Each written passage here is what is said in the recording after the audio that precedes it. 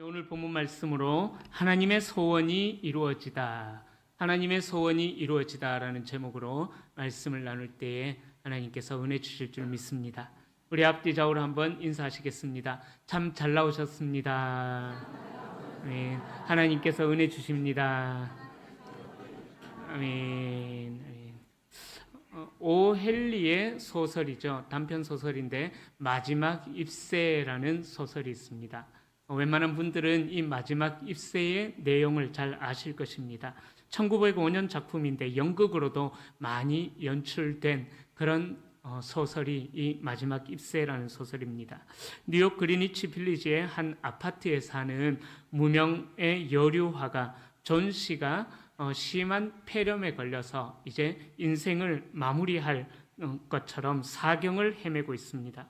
그녀는 삶에 대한 희망을 잃고 수라는 친구가 격려를 함에도 불구하고 그 격려와 상관없이 창문 너머로 보이는 담쟁이 덩쿨 잎이 떨어질 때 그 잎이 다 떨어지면 나의 생명도 끝이 난다 생각하면서 한 시간 한 시간 하루하루 분초를 그렇게 절망 가운데서 살아가고 있는 그런 여인이었습니다.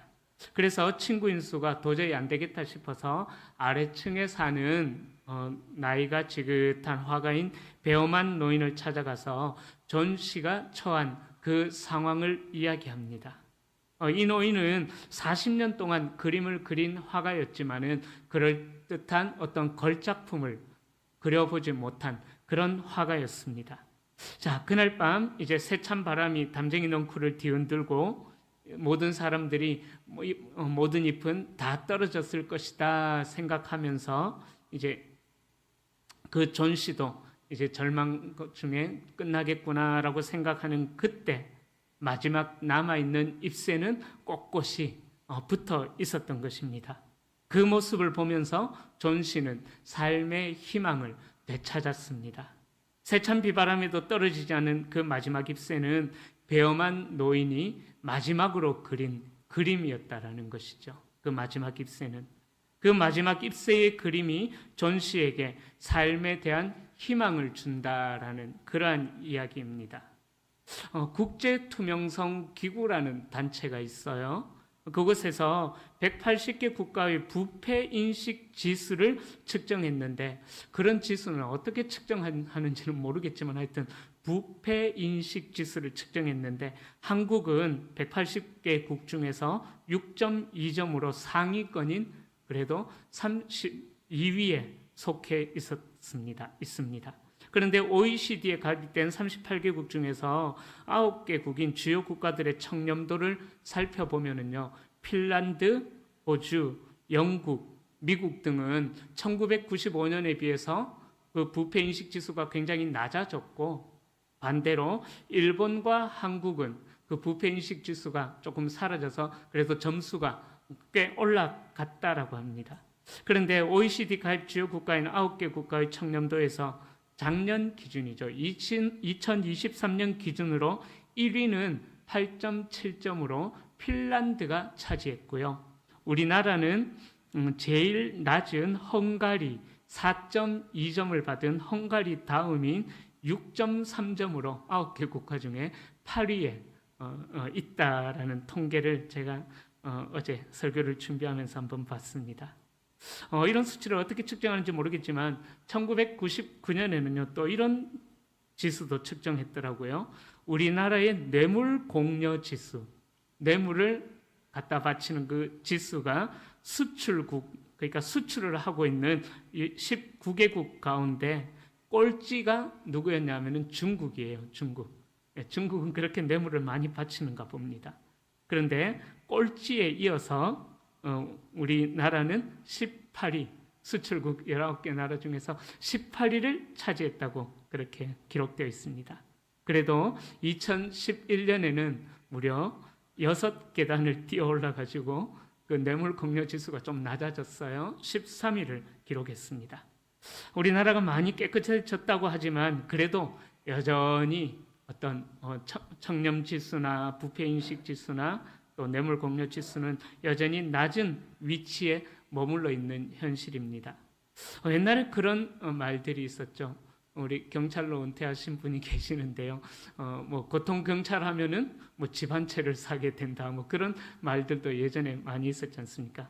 뭐 경찰을 비하하는 말들은 아니지만은 그만큼 어떤 이제 공직 사회들이 많이 타락을 했었던 과거가 우리나라에 있었습니다. 그래도 우리나라가 이제는 참 많이 깨끗해진 것 같아요. 요즘은 공직 세계에서 뭐 뇌물을 받거나 그런 일들이 없지 않습니까?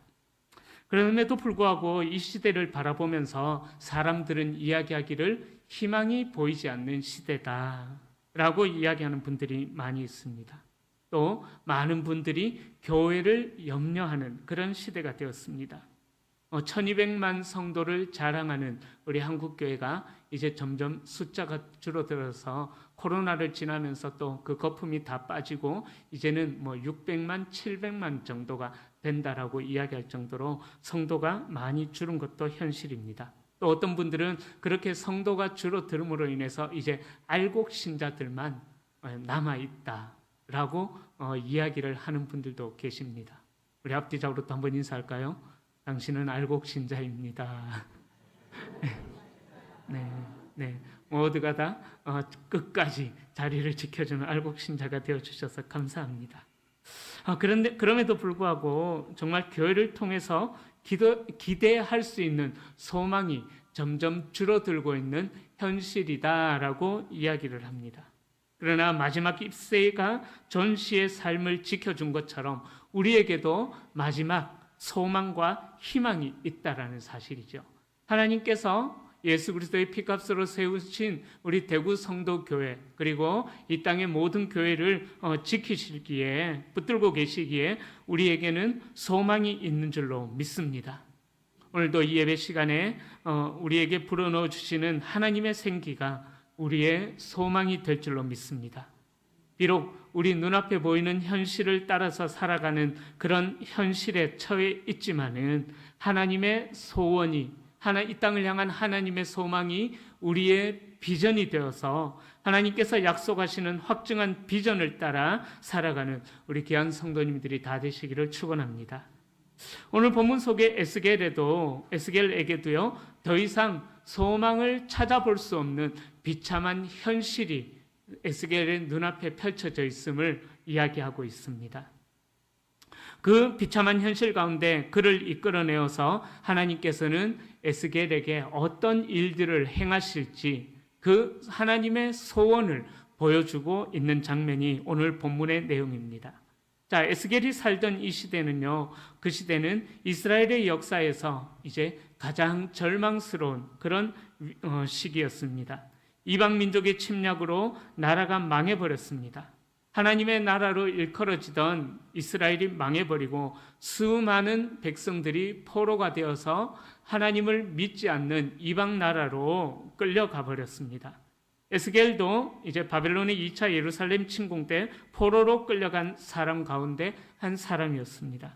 당시 에스겔과 백성들은 모든 소망이 무너진 재난의 중심에서 비참한 삶을 살았던 것이죠. 성전은 무너졌고 나라는 망했고 수많은 사람들이 죽임을 당하거나 바벨론의 포로가 되어서 끌려가고 있는 그런 상황이었습니다.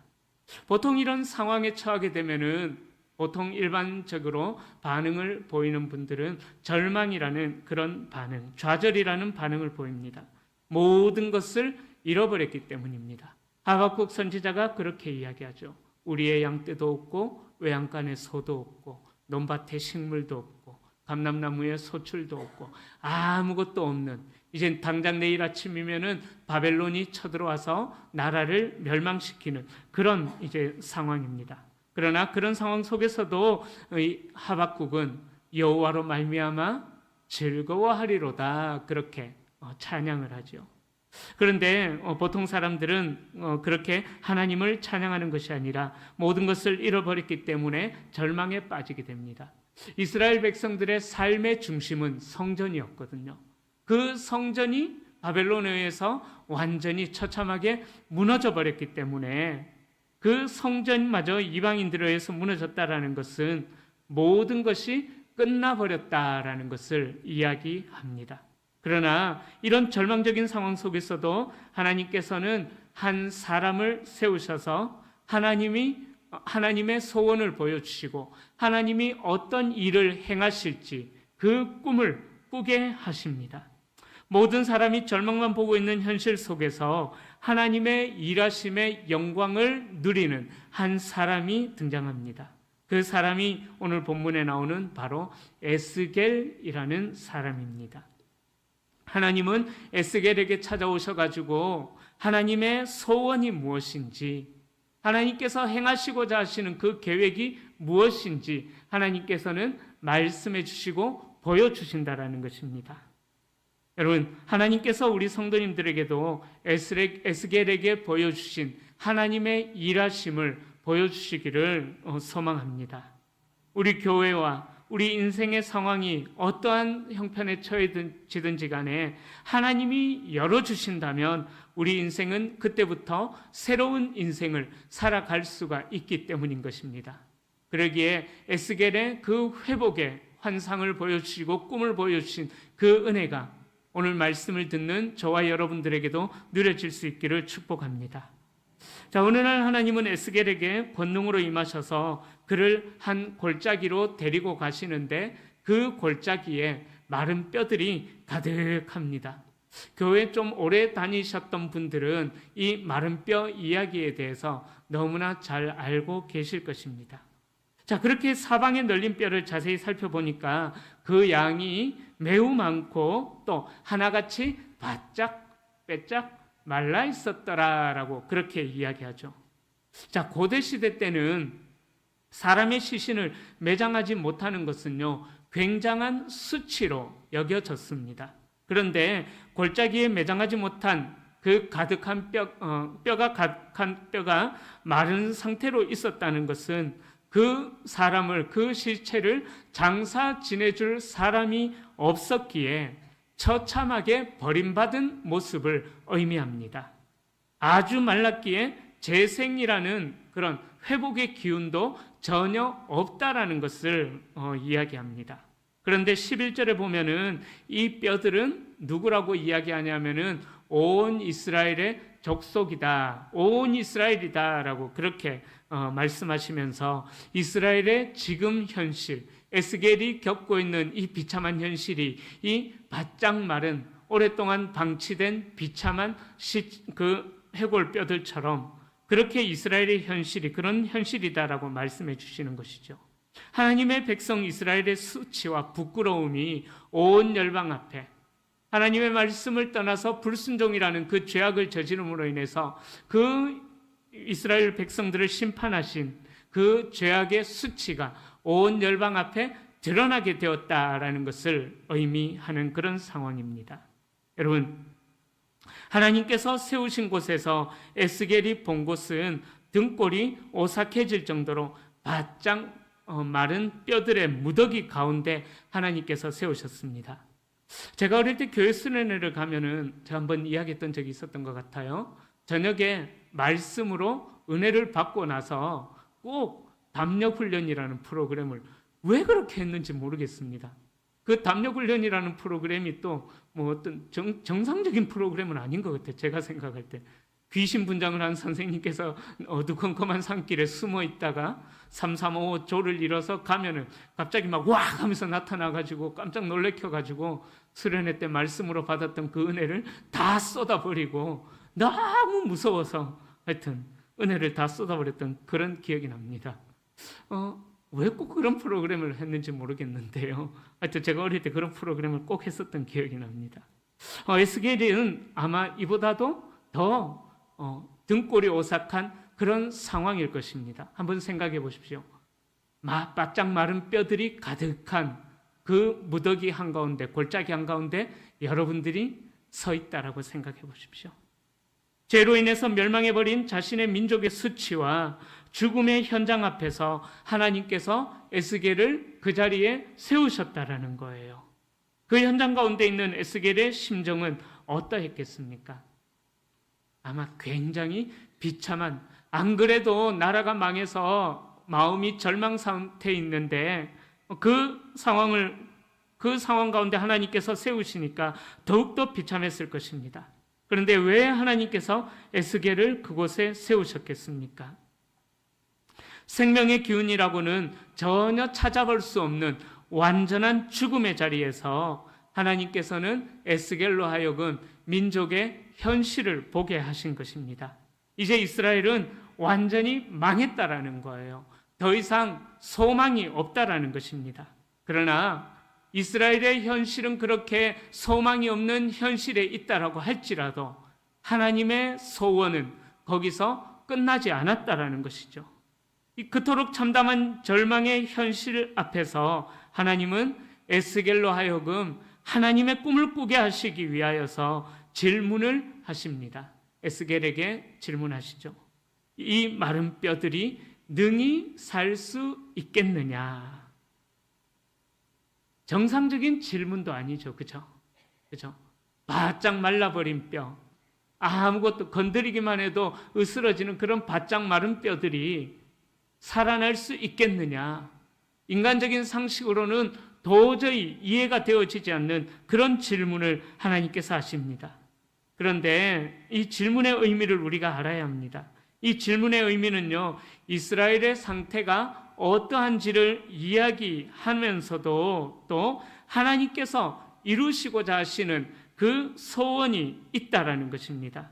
하나님께서 질문하신다라는 의미는 또 다른 일을 이루신다라는 것을, 또 다른 계획을 갖고 있다라는 것을 의미하는 그런 질문이다라는 것입니다. 여러분, 여자분들이 남자들을 곤란하게 하는 질문이 있습니다. 여보, 나 오늘 변한 거 없어? 그 질문을 받는 순간 우리 남자들은 심각한 위기와 절망의 현실에 빠지게 됩니다. 뭔가 변한 것 같기는 한데 그 변한 것을 발견을 하지 못할 때는 어떻게 됩니까? 네, 그날 반찬은 없는 거죠. 그죠? 네, 그죠? 여보, 나 변한 것 없어. 그 질문을 하는 여자들의 의도가 무엇입니까? 나를 좀 알아봐주고 또 그 질문을 통해서 더 관계가 회복되어지는 것, 어떤 그런 의도도 아마 있지 않을까요? 이스라엘의 종교 철학자인 아브라함 헤셀이라는 분이 이런 이야기를 했어요. 철학은 인간의 질문으로 시작한다. 그러나 신앙은 하나님의 질문으로 시작한다.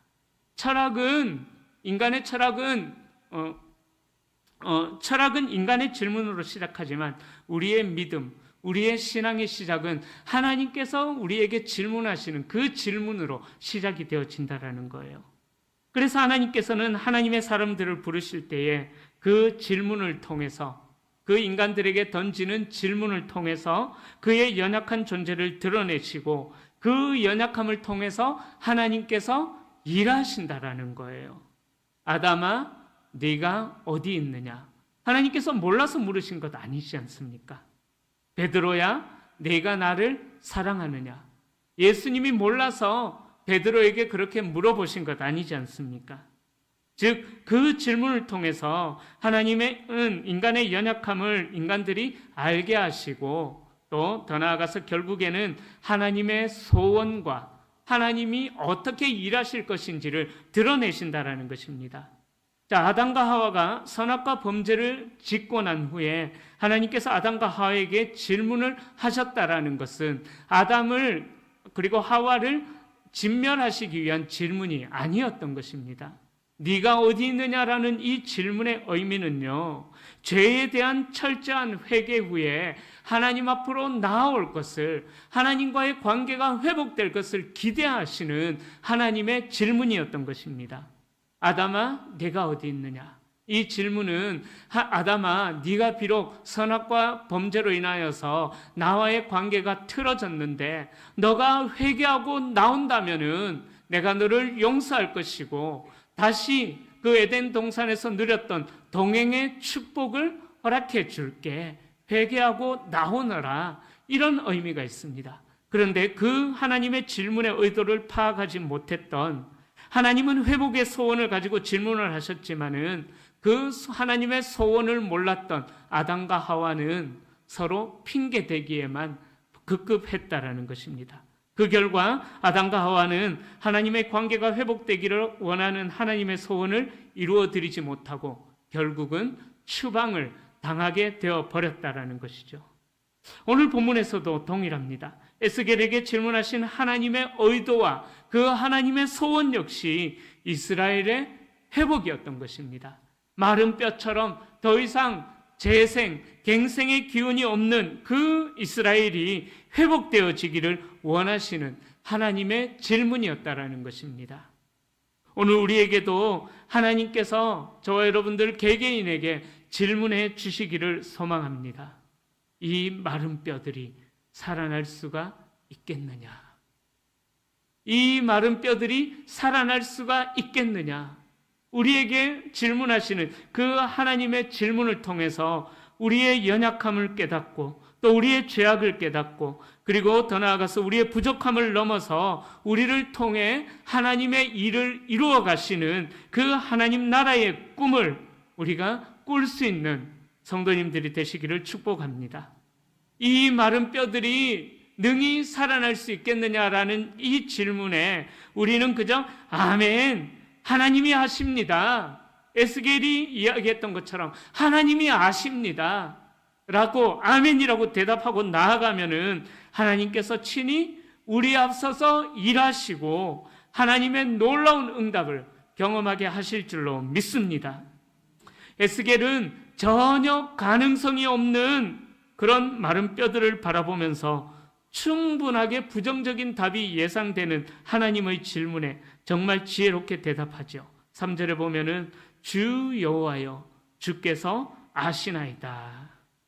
하나님을 지칭하는 표현을 연속으로 3번이나 사용하고 있습니다. 즉 모든 것이 하나님의 손에 달려 있다라는 그러한 믿음의 고백이요 신앙의 고백인 것입니다. 에스겔은 하나님의 전능하심을 신뢰했던 것입니다. 그래서 결정적인 순간에 자신의 생각을 하나님 앞에 대답했던 것이 아니라 하나님의 능력에 모든 것을 맡겼다라는 것입니다. 여러분, 우리 인간들은요, 답을 찾는 존재이지 답을 가지고 있는 존재가 아닙니다. 답은 누구에게 있을까요? 하나님에게 답이 있습니다. 그럼에도 불구하고 하나님이 우리에게 물으실 때에는요, 하나님이 몰라서 물으시는 것 아니에요. 우리의 상태를 돌아보라라는 거예요. 그리고 우리에게는 답이 없는 현실이다라는 것을, 우리는 정말 우리를 구원할 능력이 없는 그런 현실에 처해져 있다라는 것을 하나님께서 우리에게 질문하실 때에 우리는 깨달아야만 하는 것입니다. 그렇게 우리에게 답이 없음을 깨닫게 하시기 위해서 하나님께서 우리에게 질문을 하시는 거죠. 3절에 나오는 에스겔의 대답은 여호와의 능력, 하나님의 전능하심을 신뢰한다는 그러한 고백이었습니다. 상식적으로도 말라버린 뼈들은 다시 생명력을 얻을 수 없지만 하나님이 원하시면 살리실 수 있습니다. 그 믿음의 고백을 에스겔은 하나님 앞에 올려드렸던 것입니다. 모든 주권이 하나님께 속해 있다라는 믿음을 표현하는 고백이 에스겔의 대답이었던 것입니다. 이 고백의 초점은요, 하나님의 권능에 있는 것입니다. 그 마른 뼈가 얼마나 말랐는지, 어느 정도 소생의 가능성이 있는지 그것은 중요하지 않습니다. 오직 하나님께 달려 있습니다. 조건과 상황이 어떠하든지 간에 하나님께서 살리시면은 빼짝 마른 뼈들이더라도, 건드리기만 하면 부서지는 그런 뼈들일지라도 하나님이 살리시면은 살아나게 될 것이고, 반대로 하나님이 버리시면은 아무리 건강하더라도 그것은 버려지게 된다라는 사실입니다. 사랑하는 성도님들, 능치 못하심이 없으신 하나님의 전능하심에 대한 우리의 믿음이 있기를 축원합니다. 소망 없는 이스라엘에 하나님이 참 소망이 되어 주신 것처럼 우리가 하나님의 주권을 고백하고 하나님의 능력을 제한하지 않고 믿음으로 바랄 때 하나님은 우리 인생의 역사 가운데 개입하셔서 하나님 당신의 일을 친히 시작하실 것입니다. 이제 대구 성도교회가 53주년을 맞이하여서 새로운 꿈을 기도하며 준비하는 중에 있습니다. 우리가 이 봉덕동 지역과 이 대구 지역을 어떻게 섬길까를 준비하면서 기도하고 있습니다. 비록 우리 눈앞에 있는 현실은 어려운 현실입니다. 그러나 우리 하나님께서 저와 여러분들의 마음에 질문하십니다. 이 마른 뼈와 같은 우리 교회의 현실을 하나님께서 살리실 수 있겠느냐? 하나님께서 살리실 수 있겠느냐? 하나님께서 살리실 수 있겠느냐라고 물으신다면은 우리는 당연히 아멘이죠. 아멘하고 나아가야 되는 것입니다. 그렇게 아멘으로 나아갈 때 하나님이 우리보다 앞서서 행하시며 우리 인생에 개입하시고 우리 대구 성도교회에 함께 하심으로 하나님의 놀라운 일들을 시작해 나가실 것입니다. 그렇게 하나님께서는 모든 상황을 초월하시는 온 세상의 주권자가 되시는 것입니다. 주권자 하나님이 마른 뼈와도 같은 이 땅의 교회와 우리의 심령에 역사해 주시기를 기도해야 합니다. 우리 교회가 연약하고 생명력이 없어 보일지라도 현실만 바라보고 절망할 필요는 없습니다. 우리가 섬기는 하나님은요, 우리가 섬기는 하나님은 마른 뼈를 일으키셔서 생기를 불어넣으시고 군대로 만드시는 분이 우리 하나님이시기 때문인 것입니다. 그러기에 그 하나님의 역사를 신뢰함으로 모든 상황 가운데서 믿음으로 한 걸음 한 걸음 내디딜 수 있기를 축복합니다. 자, 하나님은 그렇게 에스겔 선지자에게 당신의 말씀을 대언하라라고 명령하셨습니다. 이미 죽은 지 오래되어서 말라버린 뼈들과도 같은 이스라엘을 향해서 살아나라라고 명령하게 하셨습니다. 에스겔이 하나님의 명령을 받아서 그 뼈들에게 대언합니다. 그는 마른 뼈들에게 생기가 들어가고 그것들이 다시 살아나서 또 살아나기를 여호와의 이름으로 선포했습니다. 자, 그렇게 에스겔이 하나님의 명령에 순종했을 때에 기적이 일어났습니다. 어찌 보면은 마치 공포 영화의 한 장면처럼 드득드득 뼈가 막 일어나는 거예요. 그리고 저쪽에 있던 내 다리가 이쪽으로 오게 되고 저쪽에 있던 내 손가락이 이리로 돌아오게, 하여튼 그렇게 뼈가 맞아 들어가는 그런 현실이 일어났습니다. 하나님의 명령에 순종했을 때에 그런 기적이 일어났죠. 뼈와 뼈가 서로 연결되고 힘줄과 살과 가죽이 생겨났습니다. 그리고 거기에 하나님의 생기가 들어가니까 마른 뼈들이 곧 살아나서 지극히 큰 군대를 이룬 것입니다. 그런데 하나님께서는 왜 친히 말씀하시지 않으시고 에스겔을 통하여서 또 말씀하셨겠습니까? 그것은요, 하나님의 기적과 역사가 일어나는 그 현장을 우리가 체험하게 하시기 위하여서 하나님께서는 에스겔로 하여금 하나님의 말씀을 대언하게 하셨다라는 것입니다. 말씀으로 천지를 창조하신 그 하나님의 능력을 아무것도 없는 것에서 유를 만들어내는 그 하나님의 능력을 에스겔이 체험하게 하시기 위하여서 하나님은 에스겔을 그렇게 하나님의 사역에 동참시킴으로써 하나님이 어떤 분이시다라는 것을 보여주셨다라는 것입니다. 여러분, 에스겔 선지자에게는 능력이 없어요. 그러나 하나님의 말씀을 대언했을 때에 마른 뼈들이 살아나서 군대를 이루는 그 기적의 광경을 목격하게 되었다라는 것입니다. 여러분, 우리 교회의 소망과 우리 교회의 미래는 오직 하나님께 달려 있습니다. 마른 뼈와 같은 교회와 세상에 다시금 생기를 불어넣을 수 있는 능력은 어떤 열심히 있는 지도자, 유능한 지도자 한 사람에게 달려 있는 것은 아닙니다. 오직 하나님의 말씀, 오직 하나님의 능력에 달려 있는 것입니다. 그러기에 회복될 가망이 없어 보이는 상황에 처해 있다고 할지라도 하나님의 말씀이 살아있고 하나님의 말씀이 역사하는 교회와 가정은 소망이 있는 것입니다. 하나님의 소원이 그 교회와 가정을 향해 있기 때문인 것입니다. 하나님의 말씀은 살았고 운동력이 있어서 그 말씀을 통해서 하나님께서 친히 일해 나가시는 것입니다. 회복시키시는 하나님의 능력을 간절히 구하고 믿음의 고백을 드릴 때에 하나님은 놀라운 기적을 행하실 것입니다. 어떤 분들은 이런 이야기를 하셔요. 설교를 통해서 사람들의 변화가 이루어지는 시대는 이제 끝이 났다 라는 이야기를 하는 분들도 계십니다. 어찌 보면 맞는 말처럼 여겨집니다. 그렇죠? 정말 많은 설교를 들음에도 불구하고 우리가 솔직하게 변화 잘 안 되어지지 않습니까? 그죠? 내가 살아온 삶의 방식, 내가 가지고 있는 생각들, 우리가 여전히 고집하면서 과거의 습관 그대로 우리가 살아가고 있는 현실 속에 우리가 살아가고 있지 않습니까? 어찌 보면 그분의 말처럼 설교는 더 이상 사람들을 변화시킬 능력이 없는지도 모르겠습니다. 그러나 그렇게 말씀하시는 분들도 결국은 이렇게 이야기하셔요. 결국은 하나님의 말씀이 회복의 능력입니다. 설교가 더 이상 능력이 잃어버린 것 같지만은 그래도 하나님의 말씀이 들려지는 곳에 하나님의 역사가 나타나고 하나님의 말씀이 선포되어지는 곳에 마른 뼈와 같은 그런 현실이 변화가 되어지고 하나님의 군대로 설 수 있는 것, 바로 설교를 통한 하나님의 말씀의 능력이 선포되어질 때에 그런 일들이 일어난다라고 이야기를 합니다. 특별히 선교를 앞두고 있는 필리핀과 베트남 팀 가운데 이러한 말씀의 역사가 올여름에 놀랍게 일어나기를 축복합니다. 우리 선교팀들이 밟는 그 땅에 하나님의 말씀의 풍성한 역사가 일어나서 그 땅의 어둠이 떠나가고 마른 뼈와 같은 그러한 곳이 하나님의 은혜로 놀랍게 회복되어지는 역사가 나타날 수 있기를 축복합니다. 그 마른 뼈들은 이스라엘 백성이다라고 11절에서 이야기합니다.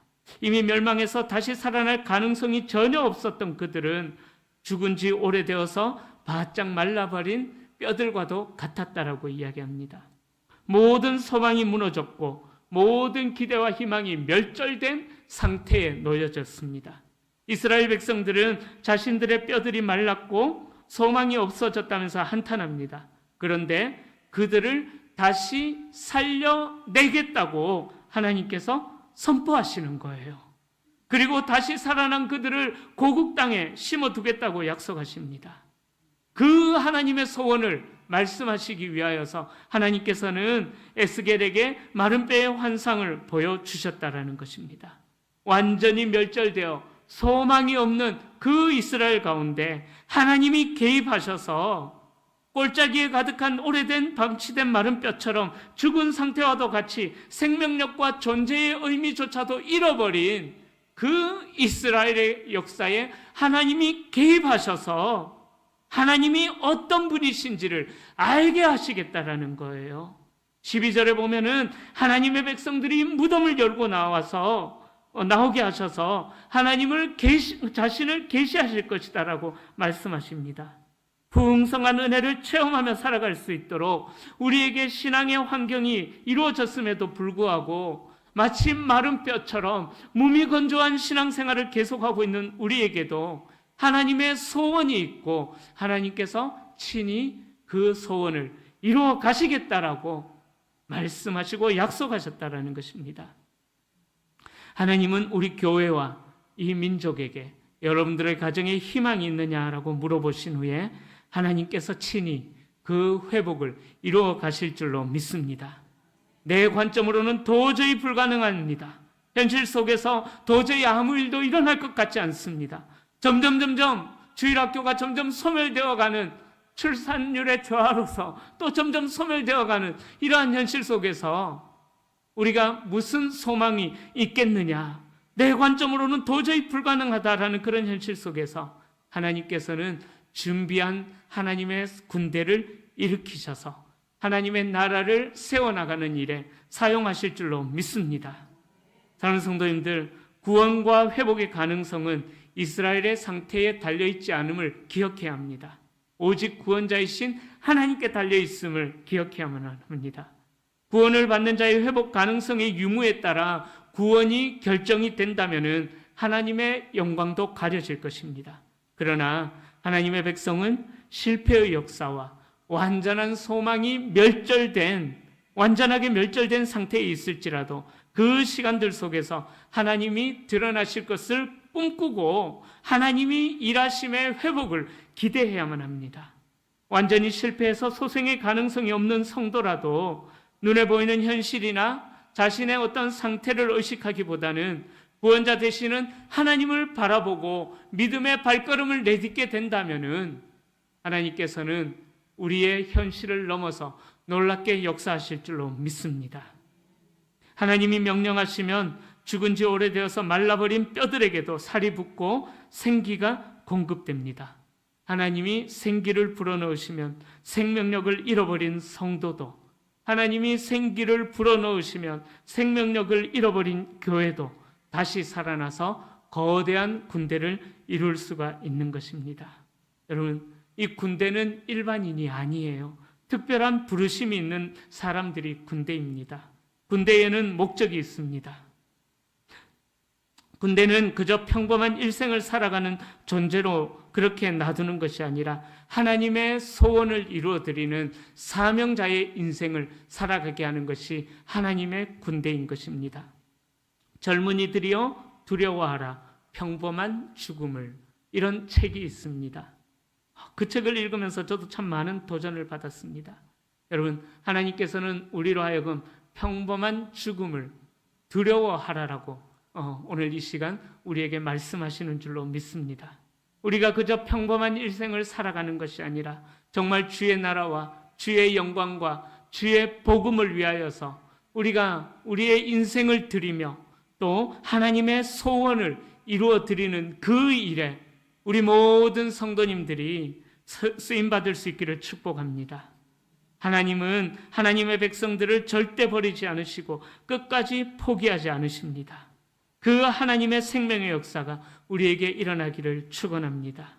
14절에서는 그렇게 이제 하나님이 회복을 약속하시면서 선포하십니다. 우리 14절 말씀을 읽겠습니다. 내가 또 내 영을 너희 속에 두어 너희가 살아나게 하고 내가 또 너희를 너희 고국 땅에 두리니 나 여호와가 이 일을 말하고 이룬 줄을 너희가 알리라. 여호와의 말씀이니라. 아멘. 하나님의 말씀이 실현되는 날 우리는 하나님이 이 일을 말씀하시고 친히 이루신 것을 알게 될 것입니다.